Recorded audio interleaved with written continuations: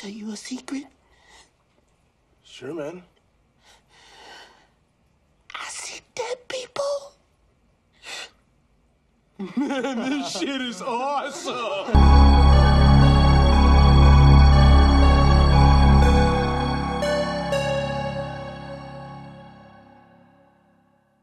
So my fellow creepers and things that go bumping tonight, welcome back to another episode of Creature of the Night. I am your host, Toxin, your friendly neighborhood sinner. You should know what to do. Hit the little subscribe button, ding that little bell to let you know every time I upload so you can keep up to date with me, guys. Let's dive right into this. I know it's not getting really good reviews, but it came out, I believe, Friday. Written and directed, her debut film, written by Isana Shyamalan, I believe Shyamalan Ding Dong, that's how you say her name. But The Watchers. Oh my God.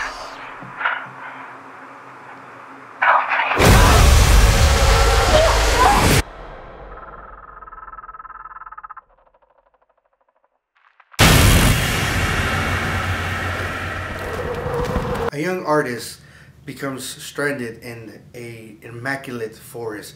Comes to realize that she's not only stranded but trapped and is being watched by mysterious creatures each and every night along with her fellow cellmates. Starring Dakota Fanning. Let me just dive right into this. I enjoyed this movie very much. Maybe I'm biased just because I am a M. Night Shyamalan fan, so when I heard that his daughter was making a movie, I was for it. But this movie made me like it so much that I actually want to go check out the novel and read about it to see where she got her ideas from and see what the book is about, you know, if it's better than the movie, you know, whatever. But I can sit there and enjoy this movie. I've heard mixed reviews from other reviewers and friends and family that, you know, some of it was confusing, some of it they just didn't really understand, or they just plain out did not enjoy it. You know, to each his own. You can't make everybody like it.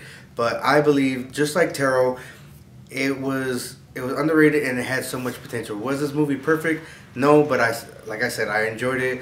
There were some things that it could have done better and it should have done better.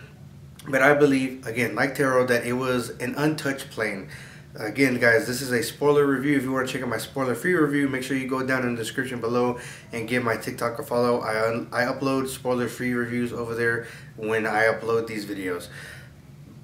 Now back at it. And now back to your regularly scheduled program. Aries. I know that sounds like it's just the world behind the world, the phase, the trolls, all that, however you see it. I thought it was an untouched plane. Not a lot of movies touch that plane, and then to make it horror based, just because especially like a lot of fairy tales, a lot of nursery rhymes and folklore, they're not necessarily bright and happy like most people see them nowadays, like The Princess and the Frog, Pinocchio, Peter Pan and stuff like that. They have a dark origin.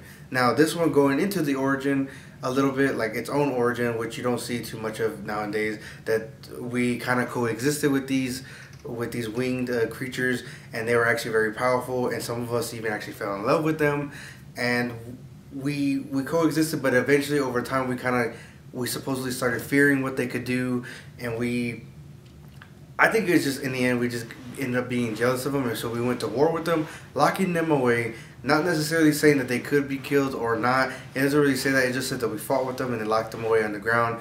So them trying to tunnel their way out ended up losing their sanity, losing their wings, so they become very feral, very animalistic. And I thought it went into the powers that was new for me, just because the mimicking, you know, how it's supposed to lure you, like. That could be anything, like the Wendigo and the Skinwalkers and stuff like that, how they mimic your voice and lure you in further into the forest. So I thought that was a nice touch. And that this one focused on the fact that they could actually mimic us, the voices, and they could actually replicate how we look. Is it always perfect? No, but once they get it perfect, you can never tell the difference between the two, and I thought that was scary. Again, it had huge potential, but there were some questions unanswered. It's a Shyamalan movie, so we expected the twist going into it. Going into Dakota Fanning's character, she's of a twin that she lost her mother, and we later find out that she's actually the cause of why she lost her mother. Just her being a brat in the car, taking her mom's attention away from the road, and they end up crashing, end up killing her, killing the mother. The twin ends up becoming severely scarred, but the twin is thriving. She has a kid and family now. And then Dakota Fanning's I think Mia or Maya, I forgot her name in the movie, but she's just kind of coping and going through life and just trying to exist. So she's actually lured to this, and I thought that was a pretty nice touch, showing the symbols on the GPS like it was hijacked, and maybe the forest, it being a living entity as well, because forest being enchanted. And there's always been rumors about that, even anywhere, that forests is always, you know, were enchanted to begin with. So not necessarily just because it's in Ireland, and that this you know, tale about them being locked away in the forest had anything to do with it. Maybe the forest already was living and breathing. So yeah, lured to the forest, and she sees this kind of cell thing with a two-way mirror, but it's in reverse, meaning like we see the mirror part when you're on the inside, you can't, and then you can't see the outside, but the outside can see the inside. So yeah, every night these things come, and you kind of hear them just watching, applauding. Like, but then that's where my question is beginning too, just because as they're going through it, they're just trying to survive. What was the purpose? Because these things cannot come in the daylight. They cannot come out in the daylight, and they cannot survive in the daylight. So even if they replicate a person down to the T and they're perfect, their voice, everything, and then I believe they had that power to see into you. That's why the forest could play tricks on you, showing the little girls, the twins, and whatever else they were making the other people see. Maybe they could look into your soul and know your deepest, darkest secrets, or even your sins. What was the purpose? How were they going to get out? What was the main strategy? Or was it just because they had access to humans that they just wanted to keep killing the humans that kept wandering in? Who knows? Calling it, I'm not going to lie, going into it, I thought I had it pinned down. Like, okay, I know what this is going. This is where this is going. Not doing that, like where you could call everything. It doesn't necessarily ruin the movie for somebody. It doesn't really ruin it for me. But at the same time, it's like you do expect a little, you know, surprise in a horror movie. This one kind of followed the horror movie trend, the jump scares, the eerie music, the slow reveal to a creature, and then finally seeing the creature and the awe and the amazement, getting the backstory and all that. It kind of followed the horror movie, you know, line up to the T. But again, that's what I love. It reminded me of an old school horror movie, and so me being nostalgic like I am, I was for it.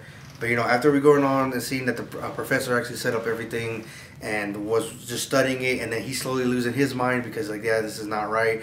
And then we get the plot twist that the old woman, I think her Owen, I can't say her last name, but she was in the 2022 Texas Chainsaw reboot or continuation or whatever it was. She played the final girl that ended up coming back and trying to kill him. So she's been coming out a lot of more movies lately, so I can't see what else she has coming her way. She's pretty badass in my book. But it's calling it that she's actually a halfling. That's why she can survive in the daylight. So that kind of threw me off a loop. Again, being a Shyamalan movie, I already knew there was going to be a twist. The twist I thought it was coming to kind of redirected it. I was like, okay, now it makes sense. But now thinking about everything that I saw in the movie, it makes sense why this halfling, why she was the one who made it. And she's the one who escaped, and then eventually touching to her humanity side, feeling something for Dakota Fanning's character. She ends up growing her wings, and now she's on the look for her other halfling siblings and her other brothers and sisters that are out there. So again, guys, it was an untouched plane. Even walking out of the theater, we heard somebody saying, wow, like what a waste of a movie. I can't believe I held my piss for that piece of shit movie. I don't see what was so bad about it. I've had a few friends tell me that they just didn't like it and it was too predictable. Me going into it, again, I wouldn't say it was predictable because the way I thought it was going, it didn't go that direction. It actually went another loop. But then thinking about it, yeah, I should have seen the signs and then went to it. But either way, it's up to each his own, guys. You know, when you go check out the film, let me know what you thought about it. Let me know what you thought about this review, guys. I'm going to give it 2 thumbs up just because I am a Shyamalama Ding Dong fan. I give it a 7 out of 10 because, again, it wasn't perfect. There could be things like what was the end goal of the fairies? Like, even if they caught them escaping the forest, what was the end goal for them? Like, I think even the movie is rated PG-13 because there wasn't a lot of killing scenes, and it was more, you know, relying on just the jump scares and them hiding in the shadows, the noises that they would make, and then their freakishly tall stature, and like they look like Slender Man. That's what they look like, but with hair. So yeah, like what was the end goal? What was they gonna do? Like how are they gonna come back? Like because they're supposedly what they wanted to do was come back and mimic people, but how if they can never just get out of the forest to begin with or walk in the sunlight? So a lot of unanswered questions. Maybe the book answers them. I don't know. But I enjoyed it all around. I would go see it in the theaters again, guys. And I recommend any film, even if I shit on it. So yeah, guys, let me know what you thought about the movie. When you go check it out, let me know what you thought about this review. And let me know what you want to see next, guys. Make sure you like, subscribe, and share my videos. Make sure you give me a follow on all my social medias. And share my stuff, guys. I need your support. And like I always say, if you're not sinning, you're not having fun. Beware the moon, guys.